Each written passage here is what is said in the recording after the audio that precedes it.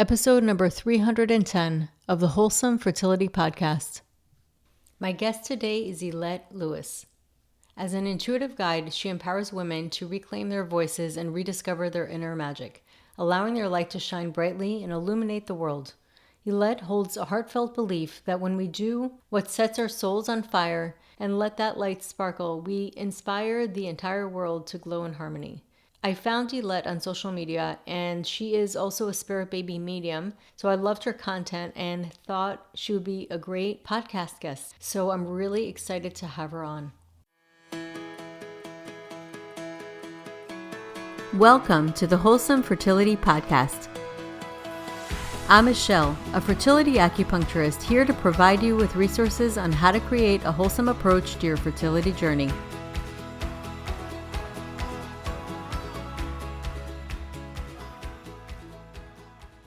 Welcome to the podcast, Ylette. Hi, hello. I am so excited to be here. Thank you for inviting me and having me on. Yes, so we follow each other on Instagram. I watch your Instagram and I really love it. I loved your energy and I was like, I really like this girl. Like, I got to have her come on. And you also, I knew that you were like working with spirit babies and I was like, oh my gosh, I really, really jive with her energy. So I'm so happy to have you on here. And I would love for you to introduce yourself and give us a little bit of a background and how you got inspired to do the work that you do. Hi, so my name is Ylette and I'm pregnant at 24 years old, had my daughter at 24, then turned 25. And I want to talk a little bit about that story because it is a big part of what shaped me into who I am today and connecting with spirit babies along the way. But I currently channel spirit babies. I am an intuitive. I study astrology, something that came very easy to me. I feel like when I went to school, I was that kid that barely retained anything. I mean, I could memorize something and throw it on a paper, so I always had good grades. But I feel like none of it really made sense to me, and I didn't retain much. I did get a master's in psychology. I am currently by day a school counselor. And then I say a school counselor by day, I read the stars and connect with the cosmic energies by night and juggling mom life. But it wasn't until I found astrology that I felt like, whoa, I am home, because it came so easy to me. And it was so intuitive that the chart, I just opened it up and I feel like I was being led. So I always say that cool. I open someone's chart and the chart speaks to me. I don't do, oh, your sun is in this, your rising is in that. I'm like, we're going to open and we're going to go wherever the chart leads me, because I feel like astrology is so vast that if you start with just the surface level things, you can be there for hours. So I'm like, we're going to go deep. Mercury in Scorpio stellium, and we're going to go deep right away. So that astrology really opened me up and strengthened my intuitive gifts. So that's what I'm doing now. I'm kind of like balancing both being a school counselor, connecting with spirit babies, and doing astrology readings on the side. But what started this whole journey is when I was 24 years old and I met with my first daughter, Sophia, really young. I mean, I think young for me. And while I was pregnant with her, I had before, because I did suffer when I was younger, some sexual trauma and abuse. And, you know, the body holds on to all of that. Yeah. And so I remember I had gone in for a pap smear maybe like 2 years before I conceived my daughter. And I had some cancerous cells on my cervix. So I had the procedure to get a leap and have, you know, a piece of my cervix removed and all of that. And so when I told the doctor, when I had gotten pregnant with Sophia, that I had that procedure, they were like, oh, now all of a sudden, he was a new doctor. You're high risk. We have to do a bunch of ultrasounds just to make sure that your cervix is okay and it's not opening. And so I was having a lot of ultrasounds. And when I went in for my, I believe, 16-week ultrasound, there was a tech that measured the cervix, and I was having different techs measure it. And what I found out later is that when different techs measure the cervix, they can get different numbers. So it's not really super accurate. So the tech was like, your cervix is super short. And the doctor came in and he's all concerned. And he's like, we're going to have to do a cerclage. So I imagine I was 24 years old at the time. I was so nervous. I wasn't confident, not in my power. I'm like, okay, you're the doctor. So for people who aren't hearing this, when the cervix is really short, it could be considered like an incompetent cervix, which can cause miscarriage. Yes. And a cerclage is a way to keep it in place. So the stitching. So I was like, okay, let's do this. And even my mom had freaked me out because she's like, oh, that happened to your grandma in Cuba. She lost a bunch of pregnancies because her cervix would open and they had to end up sewing her up. And that's how she had me. And then, my brother. And I was like, okay, well, I guess this is it. And my partner at the time was like, are you sure? You don't want to think about this? And I was like, no, the doctor knows best. So let's just go. So I went in for the procedure. I had it done. The minute that I got out of surgery, I felt they had given me Tylenol codeine, and now I know that it makes me throw up, so I don't take that anymore. But they had given it to me, and I threw up. And when I threw up, I guess from the epidural, I urinated on myself, and they thought that my water broke. So they were like, I was 18 weeks, and they're like, "Oh, your water broke. We're gonna do I think it's called the Fern test that they do to check if there's amniotic fluid." And so they did the test, and it came back positive, and they're like, "For sure, your water broke." Later, I found out those can give false positives. So they were like, your water broke. We're going to have to take the baby out right now. And I was like, what? And they're like, yeah, I'm so sorry. Like, they didn't even hold me. They didn't allow any space for me to grieve or have all of these feelings. Imagine I'm 24 years old, just sitting there in the recovery room. My mom is next to me. We get the news. We're both freaked out. My mom instantly pulls out her Bible. She starts praying, and I'm freaking out. But I was like, well, I mean, I guess if you're telling me that this is what's going to happen, this is what's going to happen. So they take me upstairs. They start that same day. They removed the cerclage that they had just put in. So talk about trauma. Oh my God. They went back in there. I was raw and they removed it. And then they started putting Cervidil to start trying to soften my cervix. They're like, well, you have no water. You're going to keep leaking. Baby can't grow without amniotic fluid. So we're just going to have to remove the baby. And the whole time I was freaking out. They put the cerclage. Nothing was working. I think they put the Cervidil. They put 3 different rounds of Cervidil. Nothing was working. My cervix was tight. And all the while, I could feel my baby moving. It's like whenever a doctor would come in, my baby was like, boom, Sophia, like, Mom, pay attention. Oh, wow. She would elbow me. She would move around. And I would tell my mom, I'm like, Mom, I feel her moving. I feel her kicking. It's almost like she's trying to tell me something. So this is where it gets really crazy. And I'm just like, wow, divine intervention. So we have a nurse come in, and my due date with my daughter, Sophia, was July 10th, 2010. And the nurse comes in, and I see that she's wearing, because I'm big into jewelry. I didn't mention I also have like a jewelry company named after my grandmother, which I do a lot of zodiac jewelry. So the nurse comes in, and the first thing that I notice, of course, is that she's wearing a necklace, and she has a Cancer zodiac on it. Mm-hmm. And I go to her, oh my God, my daughter was supposed to be a Cancer. She's supposed to be born July 10th. And the nurse is like, what? My birthday is July 10th. And I was like, oh my God, what a coincidence. Her name was Gloria. And at the time I was going to name my daughter Sophia Bella. And I was like, wow. And the nurse, she did like the little Doppler. She's like, listen, honey, I hear the baby moving around in there. There's water in there. You don't continue to leak. You need to get up out of this hospital and go, because your baby is fine. And if you continue to stay here, they're going to end up doing something that is going to cause you to abort this child. And I feel like she's fine. In came another nurse right after, her name, Sophia. And she was like, the same thing happened to me. I had a little tear in my sac, and it kind of sealed over. I was on bed rest, and my son is here, born, healthy. And I was like, you know what? I talked to my mom. I was like, we need to go. Yeah. When the doctor found out that I was going to get up and go and like sign myself out, they came in, a specialist came in and was like, your baby can be born with this and this and this, and it's not going to develop. And all of these things to scare me.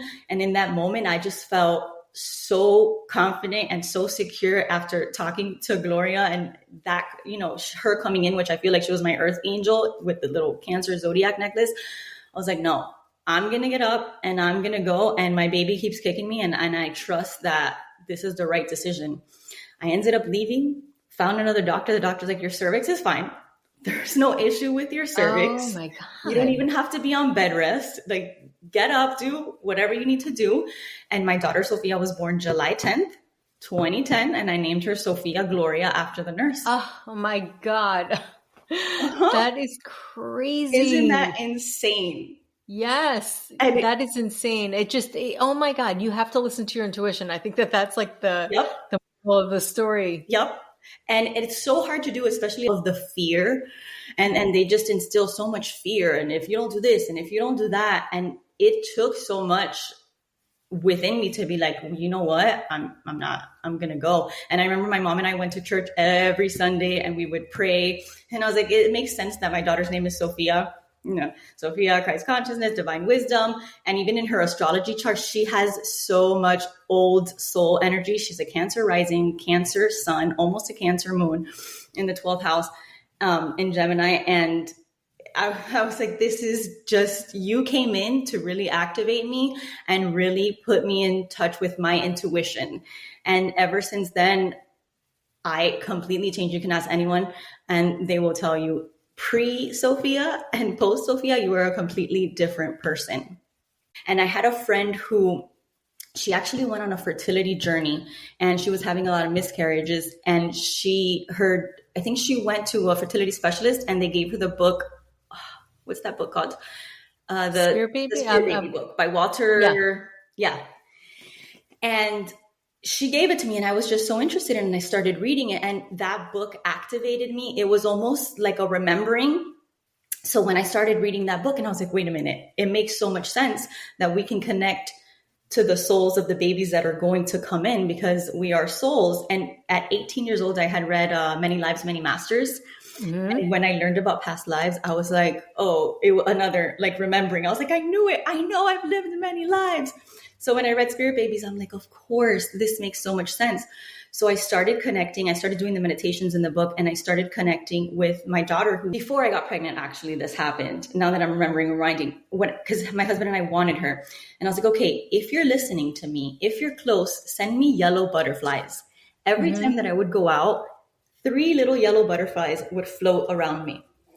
Even my husband would play golf and he'd send me a picture. He's like, look, a yellow butterfly would land on his golf ball. And I was like, this is so legit. I ended up getting pregnant and it was the most connected that I have felt to any baby. In the guides, I would call in my ancestors. It was just such a spiritual experience. And then fast forward, I think a lot of us went through a lot in 2020 and it's almost like if our world got turned upside down. I know for us, even like with our business, we went through these highs, these lows and a lot of transformation. And so fast forward, we moved from Miami to Orlando. And so fast forward to this year in March, randomly seeing some yellow butterflies. And I was just seeing them randomly. I was like, oh, well, maybe, I'm just seeing yellow butterflies because we live in a very lush neighborhood. We have a lot of trees. Okay, yellow butterflies.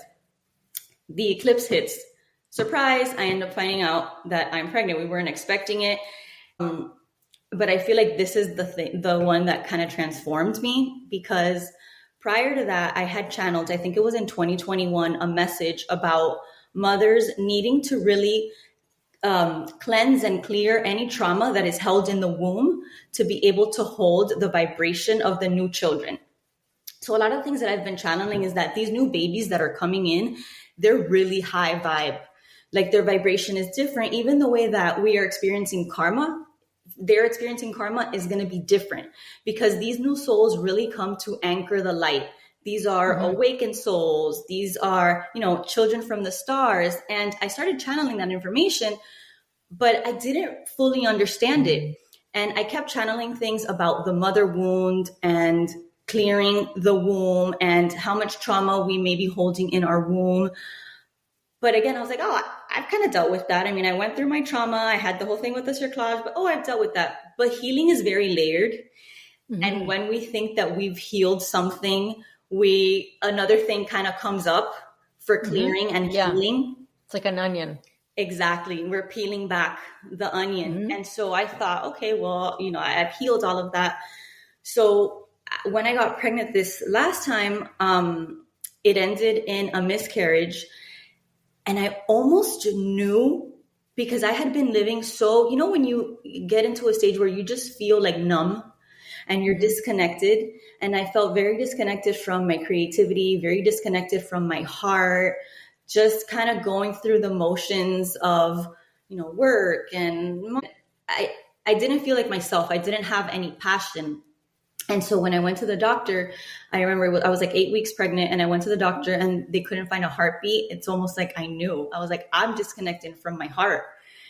And Mm-hmm. the most powerful, I will say now, experience that I have had has been experiencing a miscarriage, because I was able to hold like the pain and the joy and almost like life inside me, but then a death as well.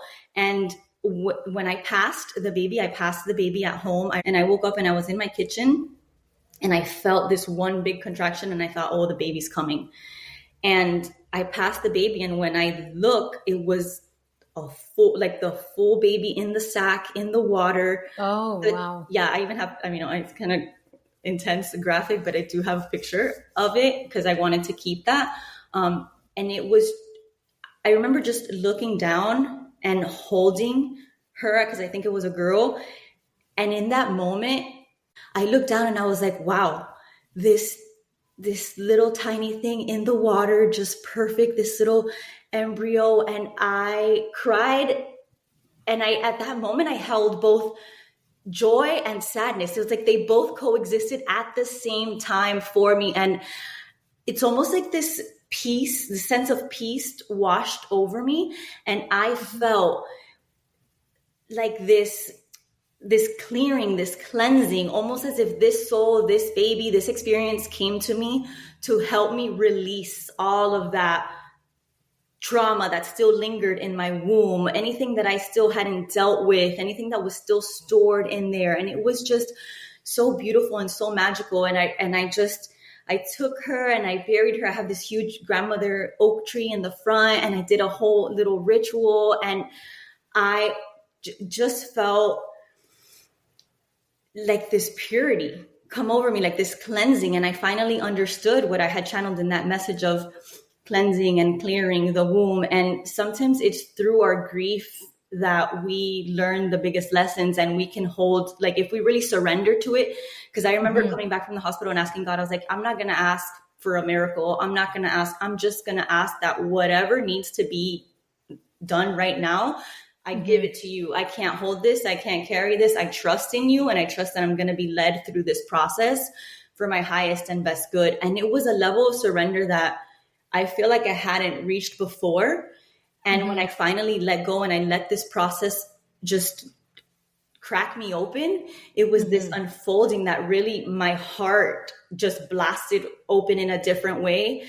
And even though it was painful, it was so magical. It was so magical. And I think that sometimes it's hard to really surrender and lean into that when we are going through something so difficult, right? Because it's hard. Pain hurts. And when we long for something so much, or when we want something so bad, it's so hard, because everyone's like, oh, surrender, oh, trust.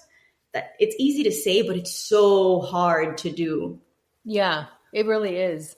But I think about so many things. I mean, I think about Eckhart Tolle's teachings. I've always been really into his teachings. And he told a story about Buddha, and that he had a disciple, or one of his disciples, after Buddha died, he cried and cried and cried and cried.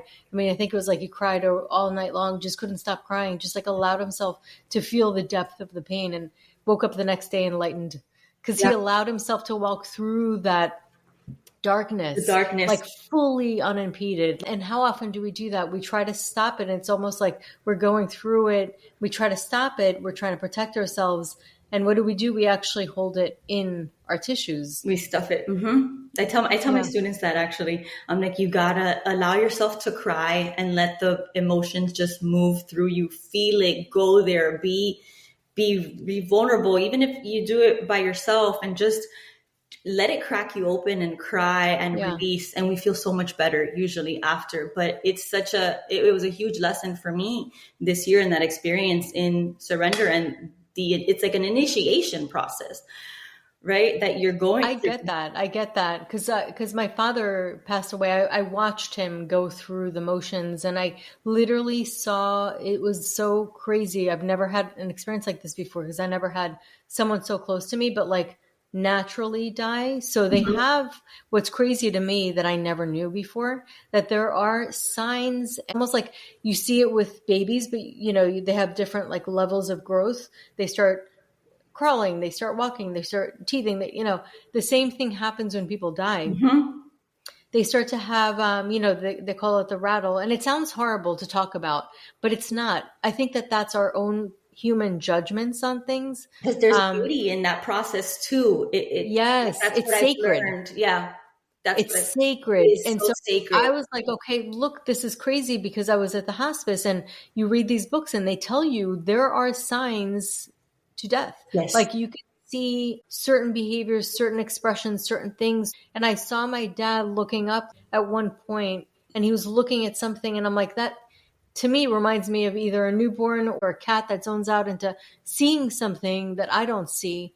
And I'm like, this is crazy. It was like almost sacred and sad all at the same time. And I remember thinking like, wow, like if you just allow yourself, we like to judge and we like to label, just as it's the human condition. Yeah. If you just allow yourself to move out of that for a second, just for a split second, move out of the judgment of the meaning that you're placing on this moment and what it is and the label of it. If for 1 second you move out of that and you really open up to whatever that experience is, it's insane, but you can find a gift in that. Yes. 1,000%. And I think that because I went through the hospice experience too with my grandfather and my grandmother, and it almost felt like it's that feeling of when you're just dancing between worlds. It's almost like being in a hospital waiting for someone to give birth and then for someone to just cross over. It's that liminal space where it's sacred and you get to hold it. And I feel like it is true what you're saying, that birth, we're always celebrating it, but death is sad and scary, but it's also very sacred. And I think it's important to also hold space for that and to honor how magical that transition can also be when we've, completed this cycle and we're ready to go, and they are in tune with that space that is magical. Because I remember my grandfather would say that he was seeing his mom, and he was seeing friends that crossed over. And in that moment, when I was talking to him, even though I know that he was going and it was very sad, I was also, wow, you're dancing with the magic, with the divine, with those moments. It's that connection. The portal opens. Yes. And so what I found, actually, I had a patient, she was trying to conceive for years and her grandfather had just passed away, and she felt was just in her bones. Like she just knew that he was going to open a portal for her. And shortly after she conceived, and then she was even like, after her first baby, she was on the birth control pills, and regardless, she got pregnant, which is really, I don't even know how that happened, but it was just like that. It was like something opened up. And it was just like, boom, it was this connection of like death and birth, and that cycle and that opening. Yes, that's really exactly crazy. what I love. And I think that's exactly what I went through with this miscarriage, where it's like, wow, how sacred is this moment as well of loss and death and returning to the earth. And it's like, we come in, we go out, but our souls are immortal, they're eternal. And I think that there is much work to be done for us to be able to hold space and really honor how sacred something like that can also be. And I think as women too, it's so important to hold space for it all. I even think that, that's something that has come up for me a lot now too, with this fear of like, announcing like, oh, I'm pregnant now, is just, well, what if I lose it? What if, and not wanting to say anything. But I'm like, it's so important too, to have community and have a community of women that know that you are pregnant and that you can share if something does go wrong with, so that you don't have to go through it alone, so that they can hold space for you, so that whatever it is that you're going through, you have that community of friends and people that are like, my experience may be different from your experience, but I feel you. I got you. I'm holding space for you. I think as women, that is so important for us to have, because the journey is personal, but it's also collective. And I have a lot of friends who are currently struggling to conceive. And I have one, she's a little bit older and she's struggling to conceive. And I gave her this book. I don't know if you've heard of it. It's called, what is it called? Something Choice. I'll have to get you the name. Rose's Choice? But the minute that I started reading it, it talks a lot about the mother wounds and things that we haven't explored. And I'm like, wow, there's so many things that when we're on the trying to conceive journey come up for us, or when we're pregnant come up for us. And it's an initiation within itself, that journey of trying and struggling, and learning to surrender and learning about your power, learning how to hold your grief, letting others support you, really having that community, and trusting in a bigger plan, even though it's so hard. It's so hard when you're in the moment, and because we want what we want. It could feel, for some people, they've expressed that you're like stuck in this place and you just want to move on. You want to start your family and you're like, when is this ever going to happen? And then you can kind of get into this whole mindset there where you're like, what's happening, the doubt and the fear, and it could be really tough. Yeah. And I had a friend and you know what's been something that I've noticed, and obviously everyone's story is different, and the friends that I have had is when they have reached that point of surrender, where I had a friend who I think she was trying for almost 2 years, and she's like, you know what, like, I'm okay with whether it doesn't happen or not. I've come to a point where, I'm happy, my husband and I have my nieces and nephews, and I'm okay and I'm good. And she ended up getting pregnant the month after. She's like, I feel like when I turned it over and I was just like, you know what, God, like, I'm okay if it doesn't happen. She ended up getting pregnant. I've heard a lot of stories where women, they make a decision where it's, we'll adopt and then something shifts and something happens. And again, everybody's story is so different because we don't know what one woman is going through versus another, whether baby is thinking, hey mom, I really need you to, move to this new house. When this happens, then I'll come through. Because babies, remember, spirit babies, they know and they see what we don't. So when we're trying to force something or push something or think we want it now, sometimes babies like, wait, hold on, I'm coming, but wait, because there's little pieces that need to be moved. Maybe there's something like, I want you and daddy to get closer. There's something in the relationship where I want to bring you guys closer. And it's hard for us to let go because we don't see the big picture. But in working with the spirit babies, something that I have found is that they see big picture. And when we work with them, and it's something as simple as, it doesn't have to be complicated, just journaling to them, pretend that you're, write them a letter, connect to them. Hey, baby, this is my life. I am your mom. Tell them about you. Start a specific journal where you go just to talk to them and ask for signs. I'm like, usually the first thing that comes to your mind is a sign. You start creating that connection where even if you're struggling to conceive, I feel like just knowing that you have this bond and you have this connection is so healing and so comforting, because even if it takes longer, even if baby isn't meant to incarnate in this lifetime, I am a big believer, if you have that desire in your heart to have a child, you feel connected to a child, your child is there. Sometimes they're not always meant to incarnate. I say the same thing all the time. It's so funny. A lot of what you're saying are things that I feel like deeply. Because sometimes they're not meant to incarnate, but they're meant to serve as our guide. They're meant to work with us. So I always say, if you feel that desire, if you're trying to conceive, your baby is there.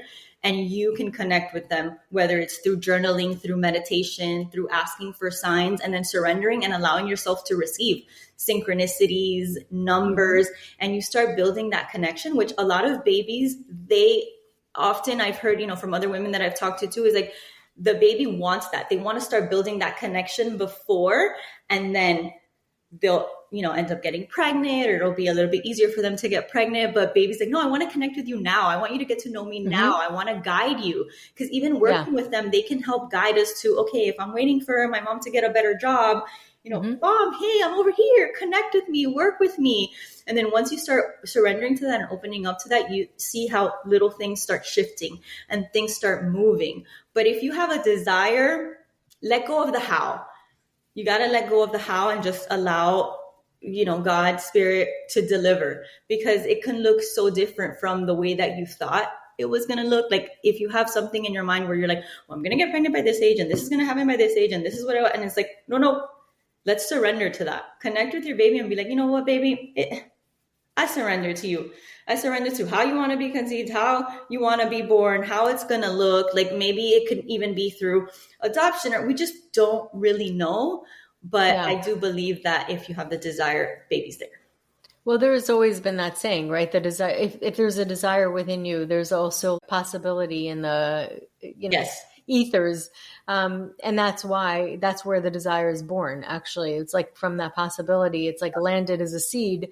And so that is something that I definitely don't think we should ignore. And we should also give it the merit that it deserves. And I have one of my patients just recently, she was starting to ask for signs. We talked about that. Mm-hmm. And she's like starting to ask for signs. And then she started asking for specific signs. And the signs that she got were insane, because she would even say a name that she always wanted for her daughter. So she knew it was going to be a daughter, and she described exactly what it was and all this stuff. Like, she was struggling to conceive for about a year and a half before she came to me. She saw me for a whole year. So I'm giving you kind of this background so you can see that she really struggled. But the signs were so insanely accurate. Mm-hmm. Like, she would see this name on a wine bottle that she received. She would see this name when she would go on a treadmill. It was like the last person's like name that they input there. What? It was crazy. Like, it wasn't like a common name. So it was really, really crazy. So that, and then other signs, she said, okay, let me give you a specific sign that's different. And she would start seeing that. I mean, so she would come and tell me the stories. I'd get chills every time. And I was like, oh my God, this is crazy. So then finally she gave herself like a certain timeline. She said, if I'm not pregnant by this time, I'm going to go to do IVF. She went and did IVF, and she was all excited. She like just felt like she really knew. She knew. She did IVF. Unfortunately, completely couldn't even get an embryo. So it was really, really sad. It was devastating to watch. I felt like I was already failing her, because she's been coming to me for a year, and I'm like, oh my God, I really want to see this for her. Like, it was just, I can see the tears. And then she said, okay, let me just do this other one. She got a loan and everything. Let me try this other retrieval again, a second time. She just out of nowhere gets pregnant naturally. It just comes out of nowhere. And I was like, it was like that. And she's like, I know it's going to be a girl. We don't know yet. I mean, she's still in her first trimester. We're going to find out soon. But I know it's a girl. And it was just crazy. But the signs, 100%. I always tell people, ask for those signs. They will come to you. Yes. Like, I mean, the stories I heard, I can write a book just on the signs themselves. And I think that it's also important to share those stories and to listen to those stories, because it also gives you hope when you're on that trying to conceive journey. And I'm big on listening to other stories, and I love stories of hope, and everything is so different for everyone. And some babies do prefer like, okay, I want to be born through IVF. That could just be part of your journey, because there's something there or a surrogate, you. Or even a egg donor. And I've had one where I had a guest. She's a fertility coach. She had 2 embryo donors, like complete embryo adoptions. Wow. And she knew that she wanted to do it, and she felt connected. It was just crazy. I mean, she had a crazy story herself, but very interesting. You feel the call, and that's where that surrender piece comes in, where it's like, just let go of the how. Forget of how you imagine you want it to look. Just focus on what is it that you want. You want to bring in a baby closer, start connecting to the baby, and let go of the how, and then just allow it to be 100%. Delivered to you, whether it's surrogate, IVF, adoption, just let go. Right, the how, because it's a conversation, it's a dance. And if we're just talking, it's not a conversation. If we're just telling it how to be, it's not a conversation. Exactly. We have to, yes, we could talk, but also receive and kind of go back and forth and allow that. And that's that feminine, right? Because that's the most feminine thing that we can do, is just being in that surrender, in that flow state. And you have to be so vulnerable, which I think is why it's so hard for so many of us to really just be open and just be fully surrendered and open, because we have to feel safe. It's scary. That's scary. Like, it's a scary thing. I always kind of like look at even the chakras, and I learned that when I was studying Ayurveda. The chakras are literally vortexes in our bodies. And what's interesting is, because when I studied acupuncture, I started seeing that there are points that correlate and correspond and just even have the same indication for that specific chakra location. So that to me is almost like confirmation, because it's 2 different sciences. But then what's interesting to me is that you have the root chakra, that's the first one, and that pretty much holds up everything else. Like Mhm. that, it begins there. It begins with feeling safe. Yep. Once you have that rooted establishment, like that's established and you feel safe and you're grounded, then you can create. That's the Yes. second chakra. You cannot create without a feeling of safety. Yes. And so it's all about feeling safe. And then the nervous system, we know it plays a huge role on your body and also your reproductive health. And right now, the way we're living, and I'm talking about the collective, Yeah. it is such an assault to our nervous system. I Yes. can't even tell you, like Yes. in so many ways. So it's important to kind of get ahead of that, not to sidetrack the conversation, but it's Yeah. just so important. Yeah. And I think you're doing wonderful work in the world, which is so important. And being able to, it makes sense why you feel that strong Kuan Yin energy, being able to hold space, because you're holding space in order for women to feel safe and feel surrendered, right? So they come to you and they're playing in that feminine energy where it's like, this is me, I'm vulnerable. You're meeting people at their most raw, their most vulnerable moments, even from a point of desperation, and to feel safe with you. I'm sure like it's so important, because then they can fully surrender into the process and go through it with someone that they feel safe with, because at the end of the day, it all goes back to that safety in intimate relationships. I see it too when I do counseling sessions. It's like, if the person doesn't feel safe, they're not going to open up, and they're not going to be able to receive anything. So the growth comes from first the safety, the surrender, the vulnerability, and then allowing yourself to be able to receive. But it's so feminine, right? Because even when we're having sex, it's like you have to feel safe to open, to surrender, and then to be penetrated, to receive. And it's hard. It's hard. Yes, it could be very hard for sure. And so for people like, because I think that a lot of people will ask, like, what's the difference between my thoughts and my intuition? Like, if the spirit baby's speaking to me, how do I know that it's the spirit baby? How do I know that it's not just me thinking or making it like a thing?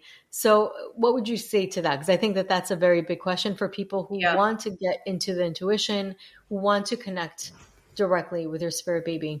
I think that when it comes to, like, everyone receives intuitive hits differently. But for me, it's always that knowing, that inner knowing, that feeling. I think that you'll just know, and it'll be specific to you. And you have to trust that. I call it the little heartstring, like when your heart goes, and you kind of just know.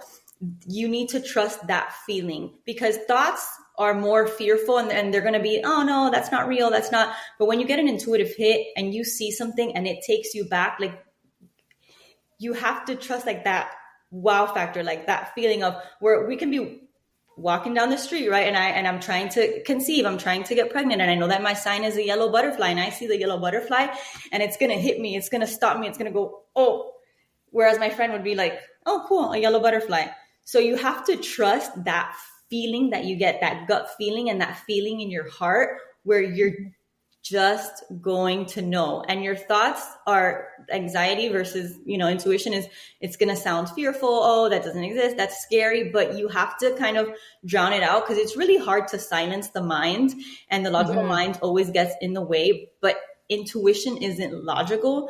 And the more we allow ourselves to really play in that realm of imagination, and I say be a little delulu, because you got to be a little delulu in order to really start trusting that intuition, is when things are going to open up.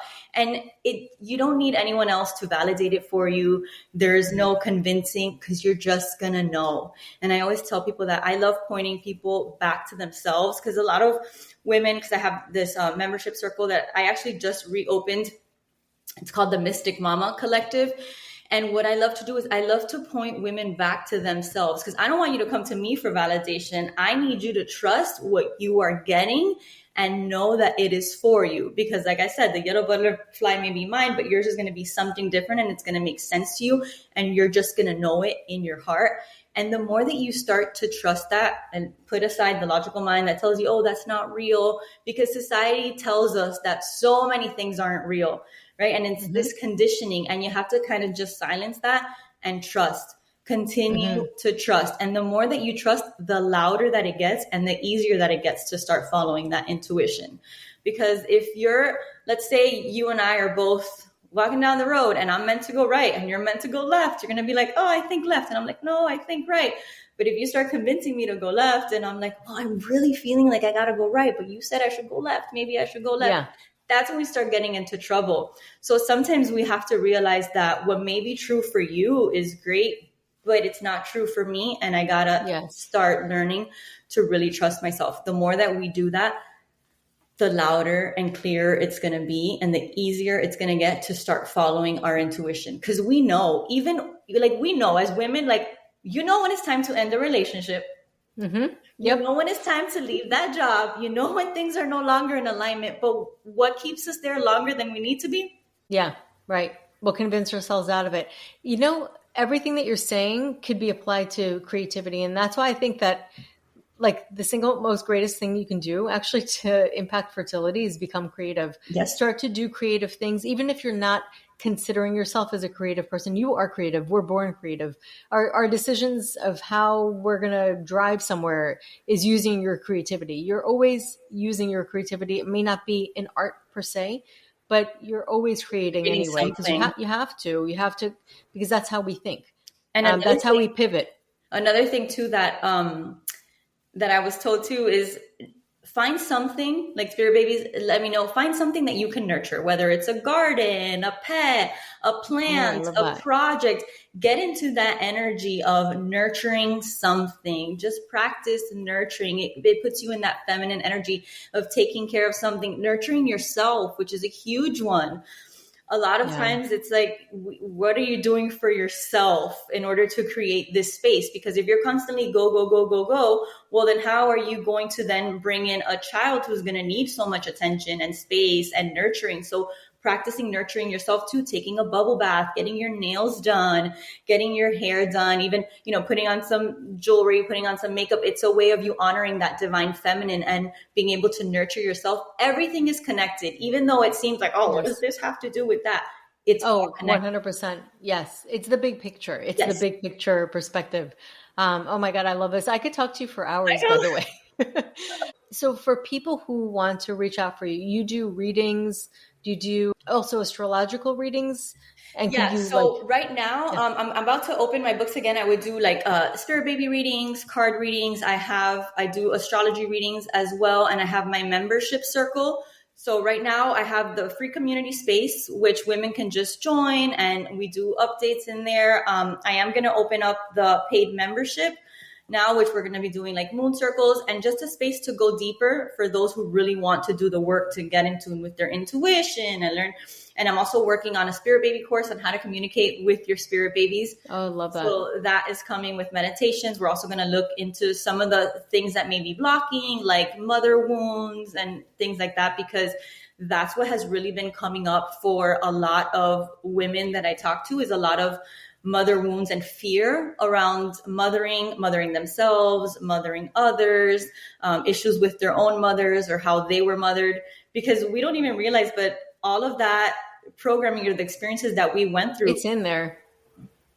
It stays in there. It's in there. And that fear that we carry of, oh, am I going to be a good mother? That's a huge one. Am I going to fail at this? So I think the work is just bringing women back to themselves and having them just trust themselves. I'm really big on trust yourself. Don't come to me for validation. I can hold space for you, but you have the power. It's all within you. You got to trust yourself. That's awesome. So how can people find you? So you can find me on my Instagram. It's at Ylette, YLETTE_. And then I have links in bio there to everything. I've kind of been a little MIA from that because I've been feeling so sick. Honestly, This is the first pregnancy that I was feeling so sick. And I think I kind of manifested that too because of the fear of the miscarriage from the other one. So it was kind of like that little thing where it's like, because you know how everyone tells you, oh, if you're nauseous, then it's a good sign.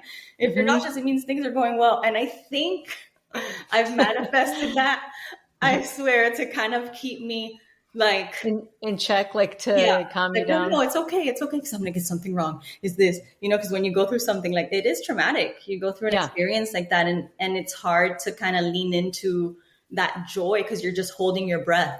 It's almost like Yes. I just feel like I've been holding my breath, kind of like, even talking about it now. Oh, I see this all the time. It happens with like almost all my patients. I mean, I would say all of them. Yeah. Yeah, it's hard. It's hard to feel that joy, which is kind of sad because then you look back and you're like, oh, I wish I would have been more. But it's just telling yourself if something is meant to happen, it's gonna happen. Yeah. Kind of let it go. But I still dance with it's a dance, right? No one's perfect. I dance with the surrender and the Yes. joy. And that's a good thing for people to hear because like, even though you and I, we teach a lot, we talk a lot, we're human too. Mm-hmm. Like we still, even though I'll teach something, I still sometimes have my own struggles walking the talk. Yeah. And you are experiencing that too. And that's kind of like that human aspect of it, that we are all practicing and going through it. Even though we know it, we never get to this kind of like this place of perfection, everything working out like all the time, exactly how we teach it, Exactly. That's the thing too and I think that it's important too, and it's powerful for us to, as teachers, also be walking the walk and going through our own experiences, because it does show those that we work with, like, I'm here with you. I'm human too. I don't really like people. Totally. I'm like, don't place me above. I bleed.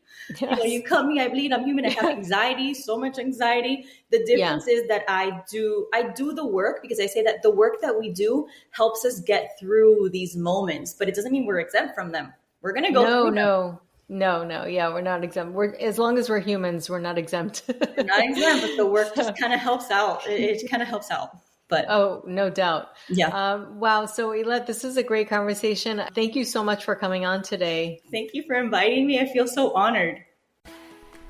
So that concludes today's episode. You can find all of the links mentioned on the episode notes. If you're enjoying these episodes, please take a moment to share and leave a review. Reviews mean everything to podcasters, and I really enjoy hearing from my listeners. You can also find me on my website at www.thewholesomelotus.com or email me at info@thewholesomelotus.com. I love hearing from my listeners. If you're interested and want updates as well as a free ebook on my top 10 fertility boosting habits, you can visit my fertility page on www.thewholesomelotus.com. I thank you so much for listening in and hope that you have a beautiful day.